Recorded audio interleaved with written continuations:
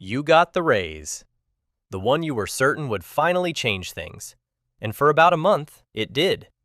Then the new, bigger number quietly became the normal number. The restless feeling crept back, and you were left just as tight as before. You are not imagining it, and you are not bad with money. There is a specific, well-studied reason that more income keeps failing to feel like more. And once you can see it clearly, you can finally beat it. Economists have a blunt name for this. They call it the hedonic treadmill. You get something better, you feel a rush, and then you adapt to it. Your baseline resets, the thrill fades right back to where it started, but the higher cost stays behind forever. With money, this treadmill takes on a very specific and very expensive shape, and almost everyone reading this is running on it at full speed right now, without ever noticing the belt moving under their feet. Here is exactly how it works. Every single time your income rises, your private idea of normal rises quietly with it. The apartment that once felt like a genuine win starts to feel cramped. The reliable car that used to make you proud starts to look a little embarrassing. Nothing about your actual life got worse. Your reference point simply moved. And a moved reference point is quietly the most expensive thing you will ever buy in your life. So you upgrade.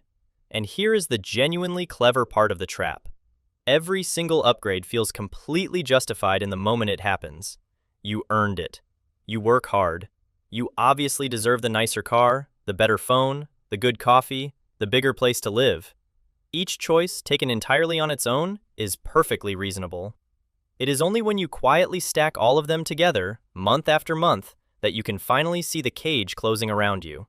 Because upgrades almost never reverse. A raise is easy to celebrate and nearly impossible to give back. Once the nicer apartment becomes your actual address, downgrading it feels like public failure, even though just 1 year earlier, that very same apartment was the dream you were chasing. The lifestyle ratchets in one direction only, up, never back down. And with every click, it drags your fixed monthly costs permanently higher along with it. There is an old office joke that is secretly one of the truest laws of money. Expenses rise to meet income. Hand most people more, and within just a few months, the more is simply gone, quietly absorbed into a slightly fancier version of the same exact life. The bank balance at the end of the month looks suspiciously familiar, month after month, year after year, no matter how much larger the number was that came in at the top. This is also why bonuses and tax refunds have such a strange way of evaporating. A windfall feels like play money, mentally filed away in a completely different drawer than your real income, so it gets spent on a treat that quietly hardens into a habit. The one-time bonus becomes a permanent subscription. The refund becomes an upgrade you now have to maintain. And next year, the even bigger bonus is already spoken for before it lands. Now for the genuinely cruel arithmetic at the center of all this. Say you land a 20% raise, and, like almost everyone, your spending quietly grows about 20% to match it. On paper, you are clearly richer, but in reality, your freedom did not move a single inch. You are now simply running a more expensive version of the exact same life, with the exact same distance stretching between you and the day you no longer have to work at all. And it gets sneakier still, because you never adapt alone. As you earn more, you naturally drift toward people who also earn more, and slowly, their normal becomes your new normal.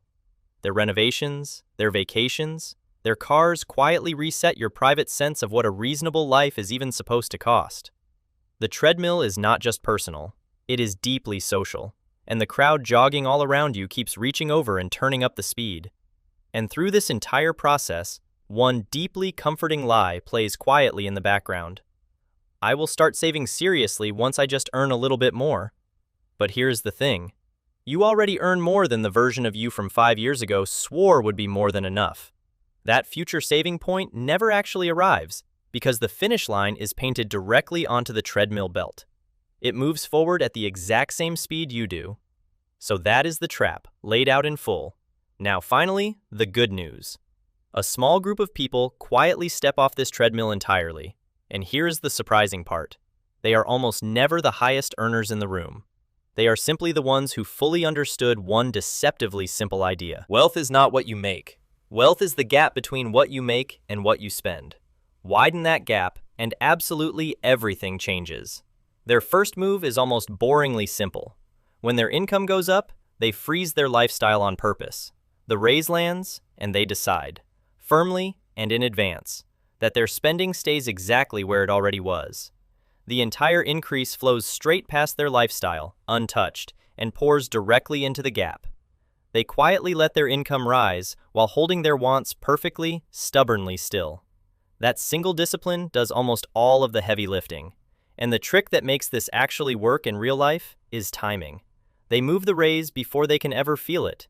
The very day the higher paycheck begins, an automatic transfer sweeps the difference straight into savings or investments, completely out of sight. You simply cannot adapt to money that you never once see land in your checking account. It requires almost no willpower at all, because the treadmill is never even given the chance to start turning. Let me make that concrete because it sounds almost too small to matter. Imagine you quietly bank a $500 a month raise instead of absorbing it into your life. You never feel one bit poorer because your day-to-day simply did not change. But invested steadily, month after month, that one untouched raise can grow into a six-figure sum over a couple of decades.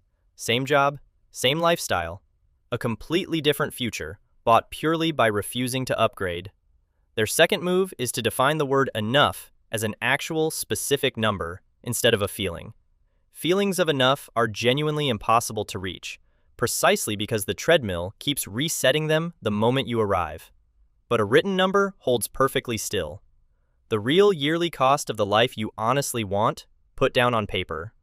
Once enough becomes a fixed target instead of a constantly moving mood, you can finally tell for the first time whether you are actually winning. Their third move is to get genuinely ruthless about which upgrades are actually worth it. Some purchases reset straight back to neutral within a few short weeks. The fancier phone, the newer car, the bigger screen. Others quietly improve your life every single day for years on end. The real skill was never about never spending. It is about spotting the difference and then pouring money into the rare upgrades that keep paying you back, while calmly ignoring the ones that just move the baseline. And here is what actually happens to these people over time. Because their lifestyle holds flat while their income keeps steadily climbing, the gap between the two widens a little more every single year. And that widening gap, quietly invested, slowly turns into something far better than any mansion. It becomes the deep, growing certainty that they could walk away from any job, any city, or any bad situation tomorrow and be completely, genuinely fine. There is a quiet lightness that comes with all of this too. When your sense of worth finally stops being tied to your visible upgrades, you also stop performing wealth for people who are not paying your bills. The newer car sitting in the neighbor's driveway simply stops mattering to you. You are no longer exhausting yourself running to impress a crowd that is, honestly, far too busy on their own treadmills to ever even look up and notice. So here is the quiet power that the treadmill works so hard to hide from you. More money was never actually the real prize. If it truly were, the raise would have fixed the feeling, and it never, ever does. The real prize is the distance between what you earn and what you genuinely need to live. Widen that distance on purpose, and you are not just richer on paper, you become, in the most literal and structural way, free. So before your next raise ever arrives, decide right now, in advance, exactly what will happen to it. Not most of it, the whole increase. Send it somewhere you cannot easily reach, and simply keep living the same life that already felt like plenty just a few years ago. Then tell me down in the comments, what is one single upgrade you would happily give back today if it meant buying your freedom years sooner?